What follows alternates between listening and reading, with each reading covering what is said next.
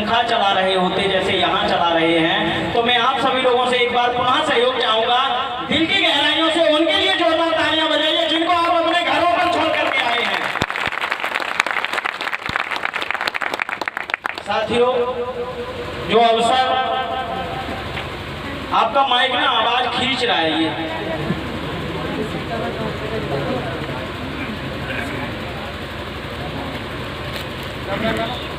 जो अवसर, जो मौका आज भाई सतीश मौर्य जी के माध्यम से इस गांव जसाई नगर की पावन भूमि पर आप सभी लोगों के बीच आया है। मैं अपनी बात आगे बढ़ाऊं उससे पहले ये जानना चाहूंगा कि यहाँ पर कितने लोग ऐसे बैठे हैं जो इस कार्यक्रम को पहली बार देखने आए हैं। हाथ खड़ा करके अपना परिचय देंगे। मैं मंचासीनों से आग्रह करूंगा इनके सम्मान में दिल की गहराइयों से जोरदार तालियां हो जाए। जो मौका, जो अवसर आज आपके जीवन में आया है, यही अवसर, यही मौका आज से लगभग 10 वर्ष पहले मेरे जीवन में भी आया था। जैसे आज आप अपने परिवार को चलाने के लिए चाहे जो कार्य कर रहे हो, वैसे ही मैं भी अपने परिवार को चलाने के लिए चंडीगढ़ में राजमिस्त्रीगिरी का काम करता था। हालात ऐसे थे, शायद मेरी आर्थिक स्थिति से ज्यादा कमजोर व्यक्ति यहाँ कोई बैठा हो। 65,000 का कर्जा था परिवार के ऊपर, जिसके चलते मेरी धर्मपत्नी 140 रुपया प्रति रोज मेरे साथ टोकरी ढोया करती थी। ऐसी विषम परिस्थितियों में जब ये अवसर मेरे पास आया था, बस सोचा नहीं था कि इतना सब कुछ इस सिस्टम से बदल सकता है। और अभी मैं रास्ते में आ रहा था तो रास्ते में हमारे एक साथी बंधु आए हुए हैं हमारे साथ में, उनसे कह रहा था, वो मेरे से कह रहे थे, सर जब भी मैं आपके साथ जाता हूँ कोई क्षेत्र ऐसा नहीं जहाँ का रास्ता आपको पूछना पड़ता हो। कितने रास्ते देखे हैं आपने? तो मैंने कहा मैं लगभग 10 साल पहले इस गांव में आया था। मुझे बहुत अच्छी तरह से याद है वो दिन। ये लड़का जो सतीश कुमार मौर्य है, जब इसका एक्सीडेंट हुआ था भास्कर अस्पताल में बरेली, मुझे खबर मिली थी तो मैं वहां देखने के लिए भी पहुंचा था।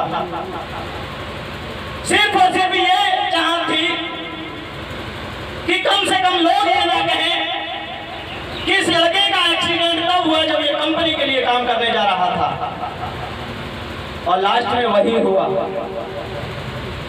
लेकिन आस्था, विश्वास, भरोसा, मैं एक सच्चा पाक पवित्र मन लेकर के आया था इनके दरवाजे पर जब मेरा डायमंड स्टार नया नया हुआ था उस समय। क्योंकि आस्था का मतलब ही ये है कि आस्था जिस दरवाजे पर पहुंच जाती है, आस्था का सबसे पहला मकसद ये होता है कि इस परिवार में खुशियां, अनेक तरह से खुशियां आए, यदि आप अपने दरवाजे को खोल देते हैं तब। अन्यथा दरवाजा क्या है? आपको अपने मानसिक बंधनों को तोड़ना है। जितने भी, एक बात बताइए, कुदरत ने जितने भी भौतिक सुख सुविधाओं के साधन बनाए हैं, कुदरत ने जितने भी भौतिक सुख सुविधाओं के साधन बनाए हैं, किसी कानून की किताब में ये लिखा है कि आपके लिए नहीं बनाए हैं। वो लिखा है किसी ने? नहीं लिखा है ना? तो किसी लेखक ने लिखा है, अगर कुछ मर्तबा चाहो तो हस्ती को मिटा डालो, अगर कुछ मर्तबा चाहो तो हस्ती को मिटा डालो, कि दाना खाक में मिलकर गुले गुलजार होता है, दाना खाक में मिलकर गुले गुलजार होता है। साथियों,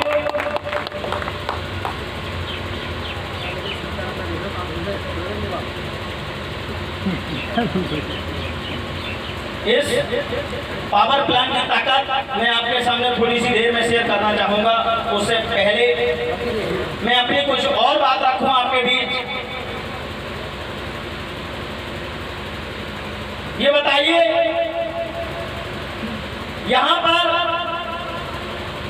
कितने लोग ऐसे हैं जो अपने आप को गरीब मानने के लिए तैयार हैं? गरीब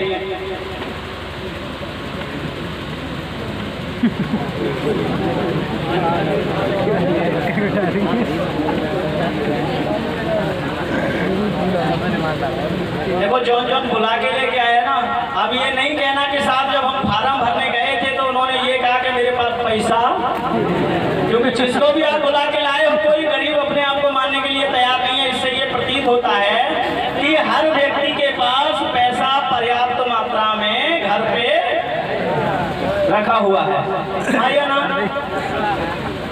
जी?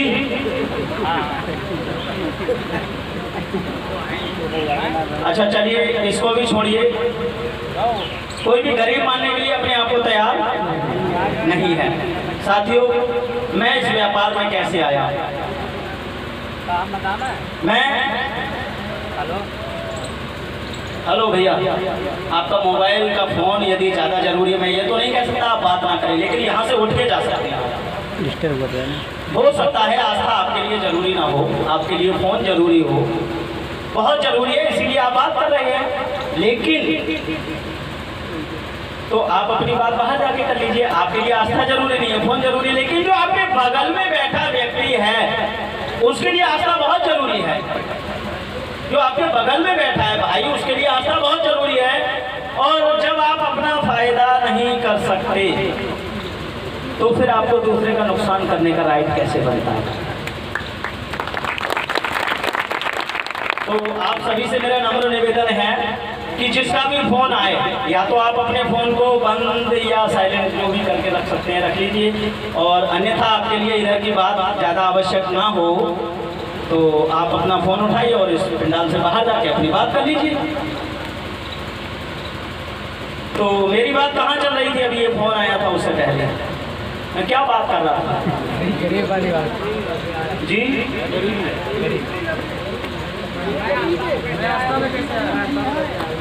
वेरी गुड, ये लोग ध्यान से सुन रहे हैं, मुझे भी मालूम। मैं आस्था में कैसे आया? राजमिस्त्रीगिरी का काम करता था। हर रोज भगवान सिंह साग के नाम का कंचनपुर दादों अलीगढ़ डिस्ट्रिक्ट में एक गांव पड़ता है कंचनपुर दादों, वहां के रहने वाले भगवान सिंह साग के, वो हर 15 दिन के बाद में बैग टांगता था कंधे में और अपना दिल्ली के लिए आता था। इसका जो मुख्य कार्यालय है, हेड ऑफिस है कंपनी का, वो दिल्ली में है। मैंने उससे एक दिन ऐसे ही पूछ लिया, मैं कहा यार मैं तो राजमिस्त्री व्यक्ति हूँ और मैं होली दिवाली रक्षाबंधन में घर नहीं जाता हूँ, ये हर 15 दिन के बाद गाँव जाता है, इसका जरूर किसी सरदार के साथ में कोई नंबर 2 का चक्कर है, कोई अफीम वगैरह ये लाता है, तो मेरे भी अगर इसने सेटिंग करा दी तो 1-2 किलो अफीम मैं भी ले आऊँगा, उधर से मेरा भी कर्जा निकल जाएगा। मैंने ये सोच करके उससे पूछ लिया, मैं कहा पप्पू भैया, वैसे उसका नाम आईडी में भगवान सिंह है लेकिन उससे कहने में पप्पू कहते हैं, तो मैं कहा पप्पू भैया ये बताओ, आप हर 15 दिन के बाद में ये काला बैग टांग के कहाँ जाते हो? तो बोले भाई हम एक कंपनी में काम करते हैं। हम तो काय की कंपनी है, कैसी है? मैं सोचा किसी फैक्ट्री में काम करने जाता होगा। तो बोले नहीं भैया, उसमें 2 लगा दोगे ना तो उसमें बहुत ही पैसा आएगा।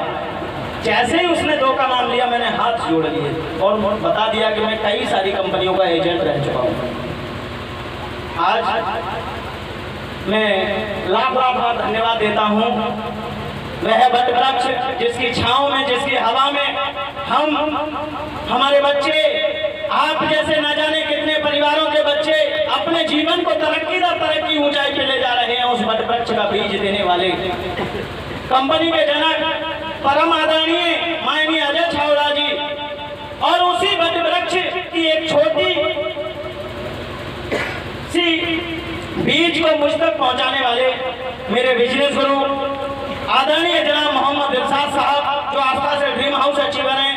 मैं आप सभी लोगों से सहयोग चाहूंगा कि मेरे बिजनेस गुरु आदरणीय जनाब मोहम्मद दिलशाद साहब और कंपनी के जनक परम आदरणीय माननीय अजय छावड़ा जी, इन दोनों ही महान हस्तियों के सम्मान में दिल की गहराइयों से एक बार जोरदार तालियां हो जाती।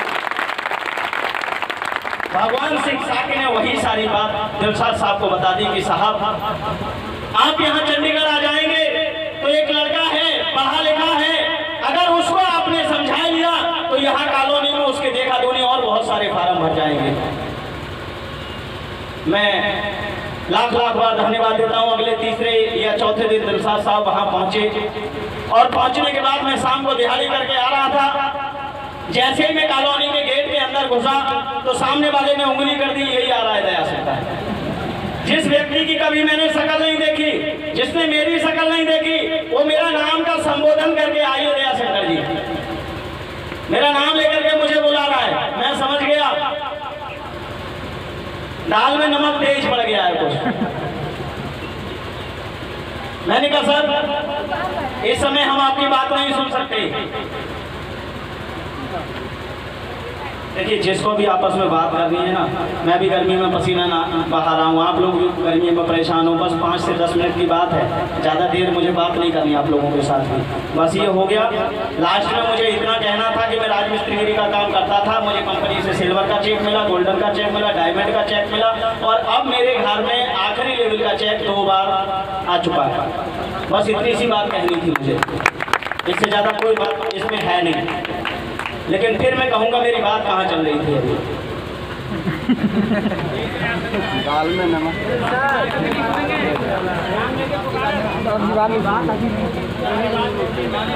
मैं आपकी बात अभी नहीं सुन सकता, इधर ध्यान से सुनी जा रही है मेरी बात, फिर भी कह रहे हैं मैं आपकी बात, लेकिन ध्यान से सुनी जा रही है। खैर उन्होंने एक छोटी सी बात रखी, बोले क्या मैं आपके 2 मिनट ले सकता हूँ? मैंने कहा सर 2 मिनट में तो कुछ भी नहीं जाता। या आप भी किसी व्यक्ति से बात करोगे जाके 2 मिनट के लिए, कोई मना करेगा क्या? हेलो, हाँ या ना? नहीं करेगा ना मने। 2 मिनट की जब उन्होंने बात रखी तो उन्होंने कहा दया शंकर मैं अपना ये 20 साल पुराना बहुत कड़वा अनुभव आपके सामने शेयर करना चाहता हूँ। 20 साल पुराना, आप सब लोग ना जाने कितने कितने पुराने यहाँ पर बैठे हुए। मैंने कहा सब कहिए। उन्होंने कहा दया शंकर जब से मैं आस्था में आया हूँ या आस्था से पहले मैंने अपने 20 सालों में ये देखा कि यदि कोई 200 रुपया कमाता है तो वो 200 रुपए के लिए दौड़ता है। अगर कोई 1000 कमा रहा है तो वो 1000 के लिए दौड़ रहा है। आपका माइक ना आवाज खींच रहा है जी लगातार, पता नहीं क्या दिक्कत है इसमें। और कोई नौकरी कर रहा है सरकारी तो वो सरकारी नौकरी के लिए अपनी ड्यूटी के लिए दौड़ रहा है साहब। कोई दुकान खोले हुए है तो वो दुकान के लिए दौड़ रहा है। यदि कोई ड्राइविंग करता है तो सड़क पर वो ड्राइविंग कर रहा है। और कोई दिहाड़ी करने जा रहा है तो वो दिहाड़ी के लिए दौड़ रहा है। मैंने कहा साहब ये तो कोई नई बात नहीं बताई आपने, मेरे 2 मिनट खराब कर दिए। बोले दौड़ने के पीछे आदमी का मकसद है। अगर हर व्यक्ति दौड़ रहा है तो इसके पीछे एक मकसद है, और मकसद क्या है? हर व्यक्ति को चाहिए, क्या चाहिए? हर व्यक्ति को क्या चाहिए? शायद कुछ अच्छा होने की उम्मीद में आप लोग यहाँ बैठे इतनी गर्मी में। अगर वैसे आपसे कह दिया जाता कि यहाँ पर बैठ जाओ 100 रुपये मिल जाएंगे तो 100 नहीं चाहिए आपको लाखों करोड़ों चाहिए, हाँ या ना? यही वजह है हर आदमी को चाहिए पैसा। और पैसा क्यों चाहिए? पैसा सिर्फ और सिर्फ इसलिए चाहिए कि मेरा भी अपना एक अच्छा खूबसूरत घर हो साहब। पहला मतलब मैंने कहा सब बना लेते हैं, बोले बना सब जरूर लेते हैं। यहाँ पर जो भी व्यक्ति जैसे भी बैठा हो उसने जितनी भी मेहनत करके जैसा भी घर बना लिया हो अपनी सोच के मुताबिक सुंदर बना लिया होगा साहब। लेकिन आपके घर में जो छोटे छोटे बच्चे हैं, जब भी कोई त्योहार आता है, ईद आता है, बकरीद आता है, होली आती है, दिवाली आती है, रक्षाबंधन आता है, तब आपके घरों के जो छोटे छोटे बच्चे हैं वो अपने घरों को अखबार और अबरी से काट काट के सजाते हैं। हेलो, हाँ या ना? अरे मेरी बात ठीक है? क्यों सजाते हैं? मेरा घर सुंदर लगे। तो इससे ये प्रतीत होता है कि जितनी भी काबिलियत आपके अंदर है और आप लगा रहे हो, उस काबिलियत से आप वैसा घर नहीं बना पाए हो जैसे आपके बच्चे आपसे उम्मीद रखते हैं। दूसरा, उन्होंने कहा घर के साथ साथ हर व्यक्ति इसलिए भी दौड़ रहा है, चाहे मैं 2 वक्त रोटी ना खा के 1 वक्त खा लूंगा, सब्जी से ना खा के चटनी से खा लूंगा, लेकिन बच्चों को जरूर पढ़ाऊंगा कि कोई शिक्षा ही जो है शेरनी का जो दूध है, जो पिएगा वो दहाड़ेगा और जो नहीं पिएगा वो जानवरों की आवाज करेगा। तो हर बच्चे भी, हर व्यक्ति व्यक्ति इसलिए दौड़ रहा है कि मेरे बच्चे शिक्षित हो जाएं। हेलो। और फिर उसके बावजूद भी यदि बच्चे पढ़ भी रहे हैं तो बाकी का व्यक्ति अगर दौड़ रहा है तो वो इसलिए दौड़ रहा है कि जिंदगी में आर्थिक मजबूती आ जाए। आर्थिक मजबूती समझते हैं आप? विस्तार से समझाऊं क्या? आर्थिक मजबूती ये है कि जब भी कोई बहन बेटी मेरे यहाँ पर आती है, जब भी कोई त्योहार वगैरह होता है तो हर व्यक्ति अपनी सामर्थ्य के अनुसार उसको दान दहेज देता है। बहन बेटी को साथ में ले जाते हैं, उसका कपड़ा वगैरह खरीदने के लिए। सूट रखा है, उसकी सामर्थ्य है, जेब कह रही है 1000 रुपए खर्च कर सकते हैं, बहन बेटी ने हाथ रख दिया 5000 वाले। हेलो। बहन बेटी से मना करेंगे या फिर लाला जी से कहेंगे लाला जी, लाला जी ने लिख लिया, रक्षाबंधन का कर्जा निपटा नहीं, तब तक भाई दूज पीछे से आ गए। क्या समझे? रक्षाबंधन का निपटा नहीं, भाई दूज पीछे से आ गए तो वो भी तैयार है। इसको क्या कहते हैं? यार 1000 में काम चल जाता तो ठीक था। अरे आपकी जेब में साहब 10,000 बड़ा होता, आर्थिक रूप से मजबूत होते आप, तो आपको ये बात सोचने की आवश्यकता ही नहीं होती। कितनी बात हो गई मेरी? चौथी बात, हर व्यक्ति चाहता है मेरे पास अपना पैसा हो, अपना घर हो, अच्छी शिक्षा हो, और जब पैसा जेब में होगा तो देश विदेश की यात्राएं भी हो। समझ में आती चली गई सारी बातें। और फिर उन्होंने कहा कि एक अच्छी खूबसूरत भी गाड़ी भी हर आदमी चाहता है कि मेरे पास अपनी एक कार हो। जिसके पास साइकिल है उसकी चाहत बनी हुई है कि मैं मोटरसाइकिल से जल्दी से अपने मिलने वाले से पहुंच जाऊं, और जिसके पास मोटरसाइकिल है उसके पीछे से जैसे कोई कार वाला निकलता है ना, वो अच्छे सब अपना हिसाब किताब बना के निकलता है, तो सोचता है सब धूल उड़ा गया, सब इन्हें खराब कर दिया हमारा मैका। समझ पा रहे मेरी बात? तब वो सोचता है यार मोटरसाइकिल की भी कोई सवारी नहीं है भाई साहब, कार ही होनी चाहिए। हाँ या ना? हर आदमी इसी चक्कर में दौड़ रहा है। और ये सारी चाहते अगर किसी के अंदर नहीं है तो एक व्यक्ति इसलिए भी दौड़ रहा है कि मैं जब मरूं तो मेरे ऊपर किसी का कर्जा ना हो, मैं कर्ज मुक्त होकर के मरूं। मेरी बात समझ में आ रही है? तो मैंने दिलशाद साहब को बस एक ही बात कही, मैंने कहा साहब ये बताइए कोई ऐसा रास्ता है आपके पास जिससे कर्जे से मुक्ति मिल जाए? कोई ऐसा रास्ता आपके पास है जिससे मुझे कर्जे से मुक्ति मिल जाए? बोले हाँ 4-6 हजार रुपया खर्च करने पड़ेंगे। मैंने कहा साहब 4-6 हजार नहीं 10-20 हजार खर्च कर दूंगा, लेकिन मुझे कर्जा उतर जाना चाहिए। खैर मैंने ज्वाइन किया, पढ़ना शुरू किया। मुश्किलें घटने के बजाय बढ़ना शुरू हो गई। मुश्किलें बढ़ना शुरू हो गई क्योंकि किसी ने लिखा है मुश्किलें दिल के इरादे आजमाती हैं, शर्म के पर्दे निगाहों से हटाती हैं, और ठोकरों से ना घबराए राह के मुसाफिर, ठोकरों से ना घबराए राह के मुसाफिर, ये ठोकरें ही तो तुझे चलना सिखाती हैं। मैं लगा, और लगने के बाद मेरे सीनियर महोदय ने एक ही बात बता दी थी मुझे कि ये जो आस्था रूपी ट्रेन है ये बन के चलती है गरीबपुर से। कहां से बन के चलती है? गरीबपुर से बन के चलती है, और इसका लास्ट पड़ाव जो है वो हमीरपुर पहुंचा देती है। कहां पहुंचा देती है? कौन कौन जाना चाहेगा इस ट्रेन में? 6500 की टिकट है, पहले ही व्यवस्था बना के रखना भाई। संख्या क्या बात है? सोच समझ गए, आगे पीछे हो गए। अब जो नीचे किए हैं ना, मैं बताऊं वो क्यों नहीं पहुंच पाएंगे? बीच वाले स्टेशन पे उतर जाएंगे वो। बीच में एक स्टेशन पड़ता है गरीबपुर से, जब हमीरपुर के लिए ये ट्रेन जा रही होती है तो बीच में एक स्टेशन पड़ता है जिसका नाम है होशियारपुर। क्या? और कितने % लोग उतर जाते हैं? दुनिया में 70% लोग ऐसे बैठे हैं साहब जो फ्री की दौलत हथियाना चाहते हैं। हेलो, हाँ या ना? फ्री की? यस। कितने रह गए? 30 में से 15 ऐसे होते हैं जो आज की मीटिंग देख करके कुछ करने का मन बनाएंगे। सतीश 1 लाख का ले सकता है तो 50,000 तो मैं भी कमा सकता हूँ।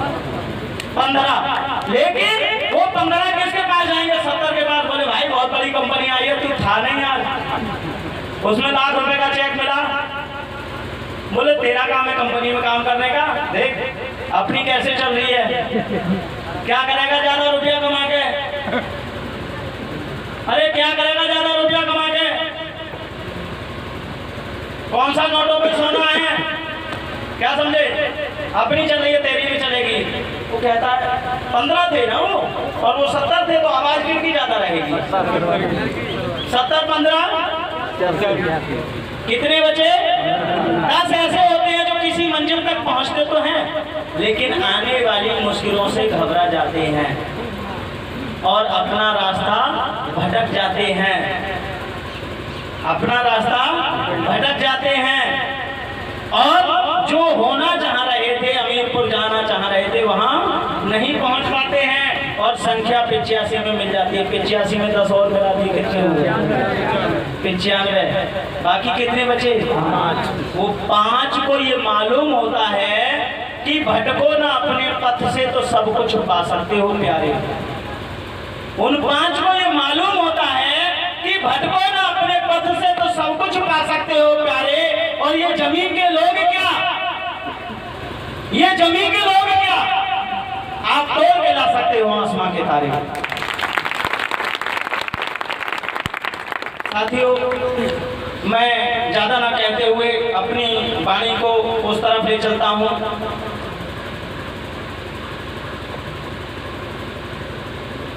अपने हालात कौन कौन बदलना चाहता है?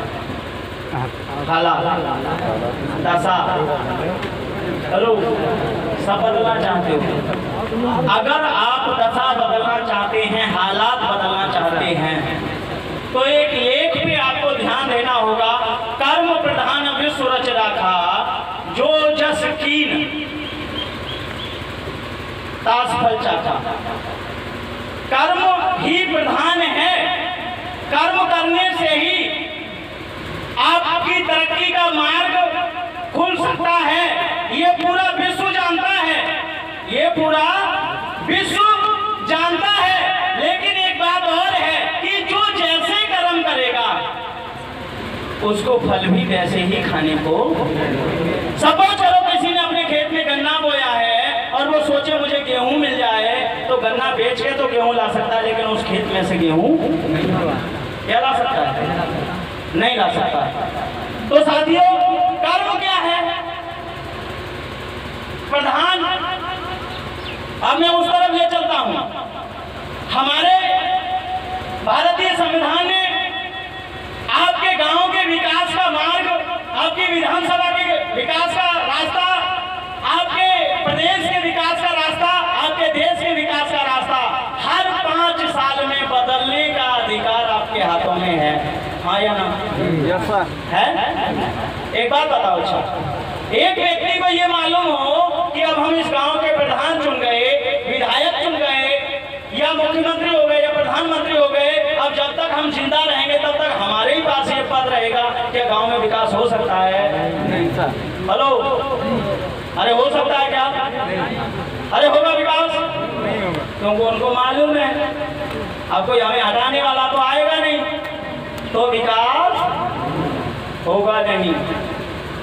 जो थोड़ा बहुत विकास होता है वो सिर्फ और सिर्फ इस कारण होता है कि अगले साल कहीं पब्लिक हमको हटा ना दे। हेलो, डर की वजह से बदल ना जाए, यही तो कारण है। सत्य को कोई नहीं ठुकरा सकता। अगले साल पब्लिक हमें बदल ना दे, अगर बदला ना जाए तो गांव में विकास होगा? नहीं होगा। तो जिस कर्म को आपके परिवार के विकास का माध्यम है, आपका कर्म ही प्रधान है। मेरी बात समझ में आ रही है? नहीं आ रही है? गांव का विकास ग्राम प्रधान कराता है, वो भी हर 5 साल बदला जाता है। बदला जाता है या नहीं बदला जाता है? अच्छा विकास करता है तो दोबारा से चुन लिया जाता है। वैसे ही आज से पहले आप कोई ना कोई कार्य कर रहे हो साहब, अगर उस कार्य से आपकी सारी चाहतें पूरी हो रही है, कोई जरूरत नहीं आस्था ज्वाइन करने की। और यदि आपकी उस कार्य से, उस काम को करने से आपकी चाहते तो क्या जरूरतें भी पूरी नहीं हो रही, और आप अपने हालात बदलना चाहते हैं, आप अपनी दशा बदलना चाहते हैं, तो मैं आपको सुझाव देता हूं, आप अपनी दिशा बदल लीजिए साहब। नहीं आई मेरी बात समझ में? अगर आप अपने हालात बदलना चाहते हैं, अगर आप अपनी दशा बदलना चाहते हैं, जीवन में तरक्की लाना चाहते हैं, तो जिस रास्ते पर, जिस दिशा में आप जा रहे हैं पिछले 20 साल से, 10 साल से, और अब तक कुछ नहीं हुआ, तो आगे 5 साल में भी होने वाला कुछ नहीं है। इसलिए आप अच्छा चाहते हैं तो आप अपनी दिशा बदल लीजिए, रास्ता बदल लीजिए। आपका भविष्य, आपका कल्याण, आपकी तरक्की सुनिश्चित है। लेकिन सारा मामला टिका है विश्वास पर। काय पर? विश्वास पर।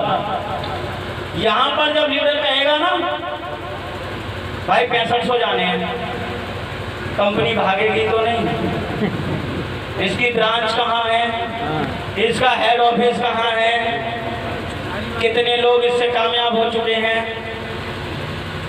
अच्छा एक बात बताओ, 6500 ज्यादा कीमती है, जिंदगी ज्यादा कीमती है?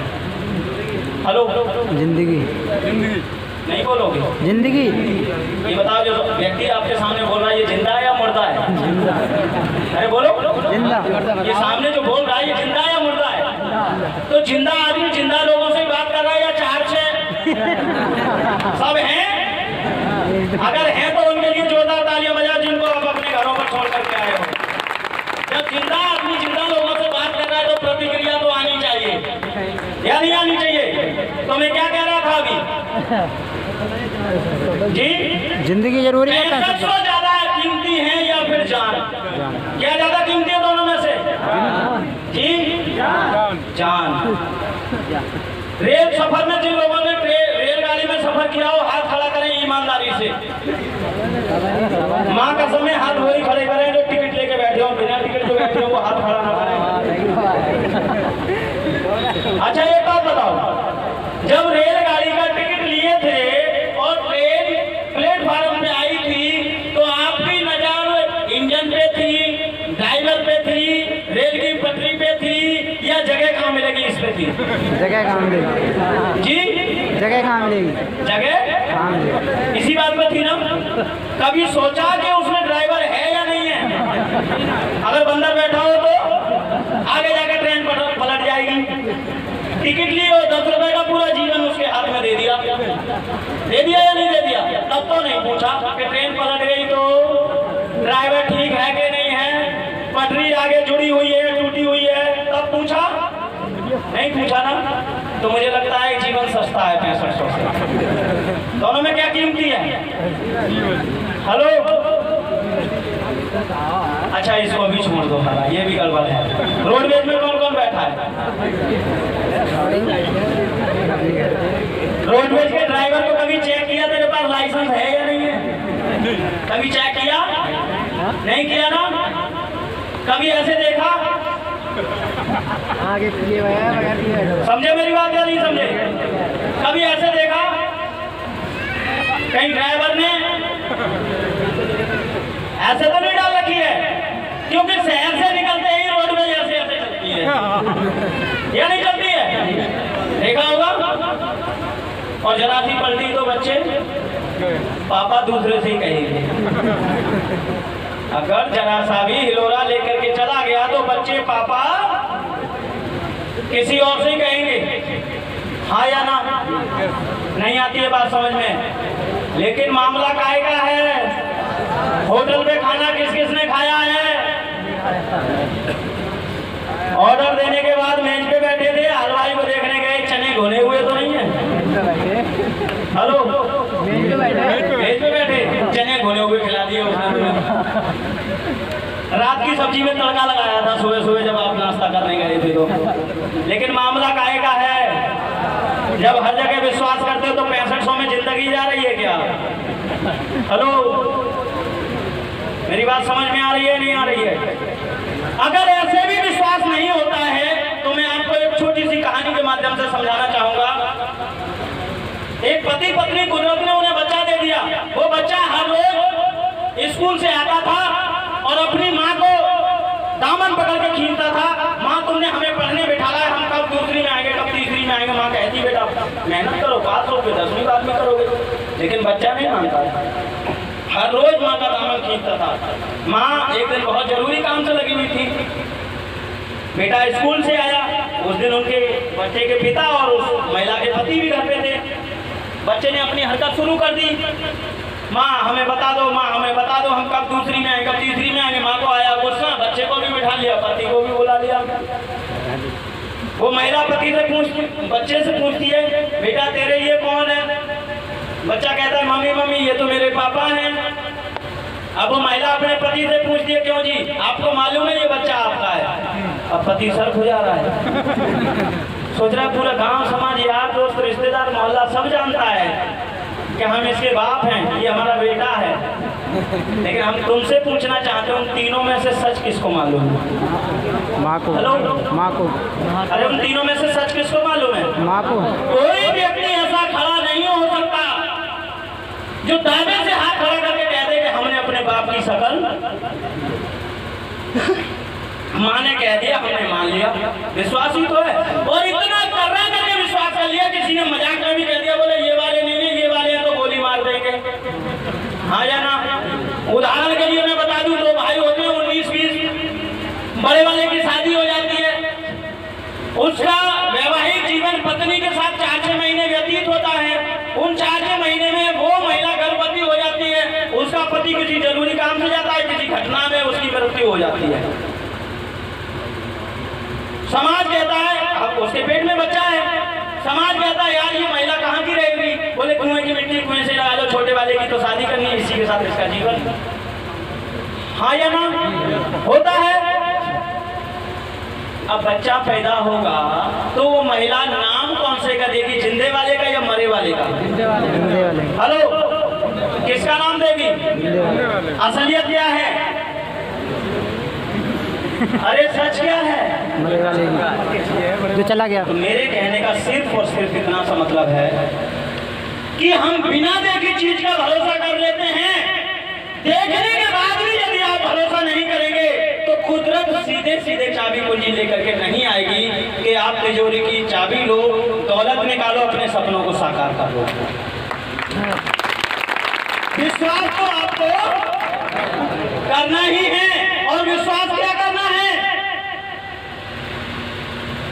अभी आपसे कहा जाए भाई 4 धाम की यात्रा को जाना है, या किसी मजार पे कोई बहुत अच्छा जहां पर है वहां पर मतलब जो आपको यात्रा के लिए जाना है और 4 दिन लगेंगे, यहीं से चलना है। कौन कौन चलने के लिए तैयार है?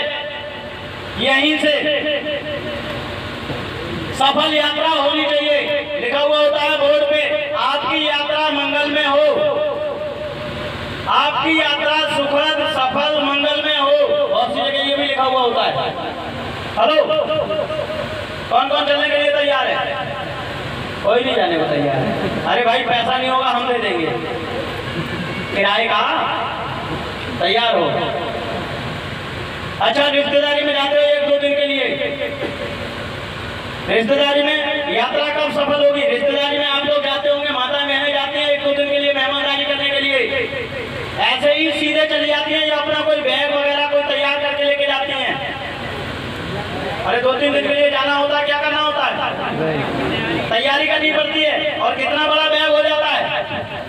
लगभग इतना तो हो ही जाता है, या नहीं हो जाता है? क्योंकि कल को नहाना है तो कपड़े भी बदलना है, दूसरे कपड़े भी रखेंगे आप। कल को ब्रुश भी करना है तो पेस्ट वगैरह की व्यवस्था करेंगे आप, तेल साबुन भी रखेंगे आप, तभी तो आपकी यात्रा मंगल में होगी। जब 4 दिन की यात्रा मंगल में करने के लिए एक बैग बनाने की जरूरत पड़ती है, बैग की व्यवस्था करनी पड़ती है। मेरी बात समझ?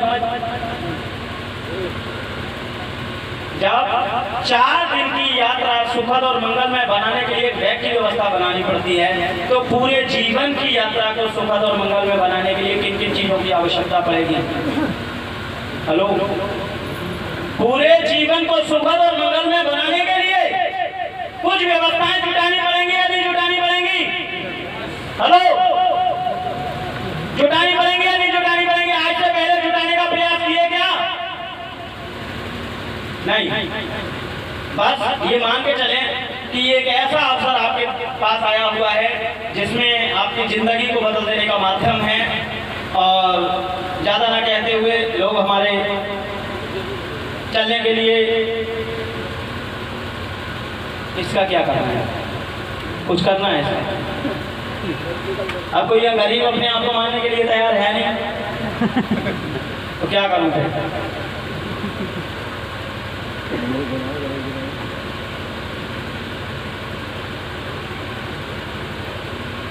एक गिलास में गंदा पानी है, एक में साफ है। दिख रहा है सबको या नहीं दिख रहा है? तो पानी उधर नहीं जाए, आपको जाएगा तो आपकी जिम्मेदारी है। नीचे सामान रखा हटाओ सब बैग और अब तो दिखा गिलास सबको, देखिए ना, ये पूरी जिंदगी है कुदरत की ओर से मिली है। और हमने उन्हीं विचारों में, जिन हालातों में पैदा हुए, जिस माहौल में हम रह रहे थे, उसी माहौल में जिंदगी को तरक्की की ओर ले जाने के लिए मेहनत करना शुरू कर देते हैं हम। इसमें सुराख कर लेना है पेन से बीच में, किसी पन्नी में सुराख कर दो, बीच में कर दो।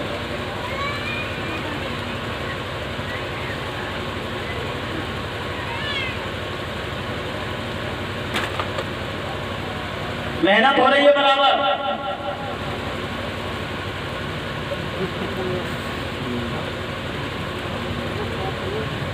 क्या दोनों गिलास एक जैसे हुए? और ये बोतल मेहनत तो करी सेठ बनने के लिए, अमीर बनने के लिए, लेकिन अमीर क्यों? मेहनत में कमी रह गई? मेहनत में कोई कमी नहीं रही। क्या है कि कहाँ कमी रह गई?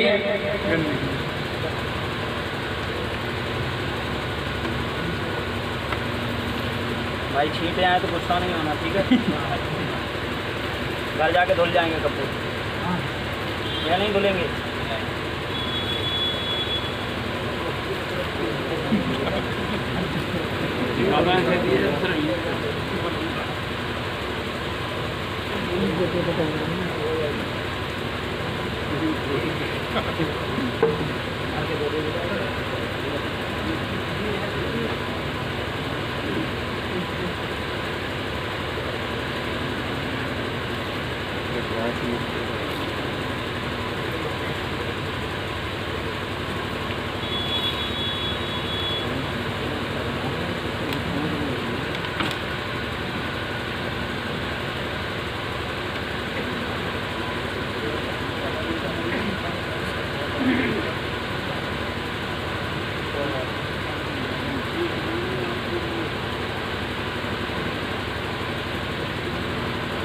ये बोतल इन्होंने पहले पूरी नहीं भरी थी। अब ये बताओ दोनों गिलास एक जैसे हैं या नहीं है? बात सही है। और इधर बोतल में पानी कितना है? कितना है? खत्म तो नहीं हुआ है ना? और गिलास एक जैसे हो गए? कब हुए ये एक जैसे?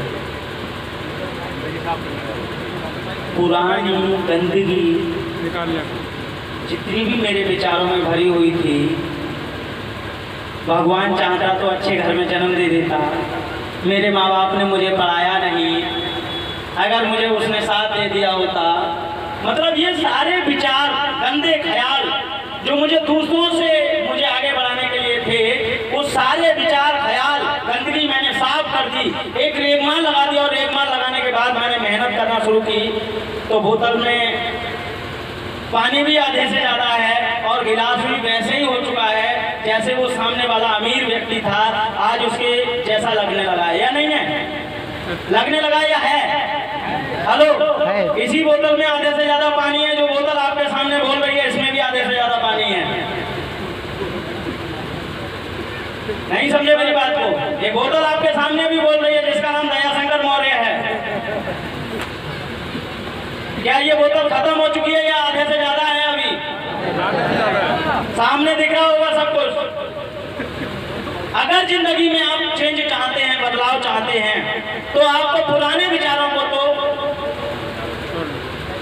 अगर नहीं मिटाया तो होना क्या है? वही एक कुदाल वाला हल चलाते रहो। बच्चों का पेट भरेगा क्या?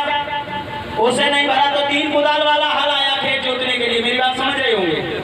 और जब उससे भी काम नहीं चला तो 11 कुदाल वाला आ गया, और 11 कुदाल वाले के पीछे में पटेला बांधना पड़ता था। अब बदलती हुई तकनीकी ने उस पटेला का भी सिस्टम या नहीं कर दिया? कर दिया। तो साथियों, विचार आपको बदलने हैं। प्लेटफॉर्म बहुत अच्छा है। चलते चलते बस यही कहूंगा, हर रात को चांद का श्रृंगार नहीं मिलता, हर रात को चांद का श्रृंगार नहीं मिलता, और हर बाग को फूलों का दुलार नहीं मिलता। इतने से सफर में हमने भी बहुत सी कंपनियां देखी हैं मेरे भाइयों। हर कंपनी में आस्था जैसा दुलार नहीं मिलता, हर कंपनी में आस्था जैसा दुलार नहीं मिलता।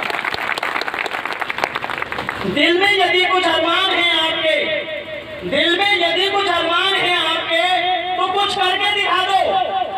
और मजाक बना रहे हैं जो लोग आपका, उन्हें कुछ बन के दिखा दो। और गिर रहे हो सफलता की राह में कई बार, तो कोई गम ना करो। गिर रहे हो सफलता की राह में कई बार, तो कोई गम ना करो। अपने पैरों पे खड़ा होने से पहले जो गिरा ना हो, ऐसा इंसान दिखा दो। साथियों, ये वो प्लेटफॉर्म है, ये काम कैसे बढ़ता है। छोटा सा मैं आपको, समय है आपके पास 5 मिनट का, और आपका 5 मिनट ले सकता हूं क्या? जी सही बात। एक पिता के 2 पुत्र, एक पिता के 2 पुत्र। लास्ट में यहाँ पर अच्छे अच्छे विद्वान लोग बैठे हैं। लड़का बेटा पुत्र, हेलो क्या? लड़का बेटा पुत्र एक ही के नाम है, हाँ या ना? लड़का बेटा पुत्र एक ही के नाम है, लेकिन इनका मतलब क्या है? अलग अलग नाम क्यों है?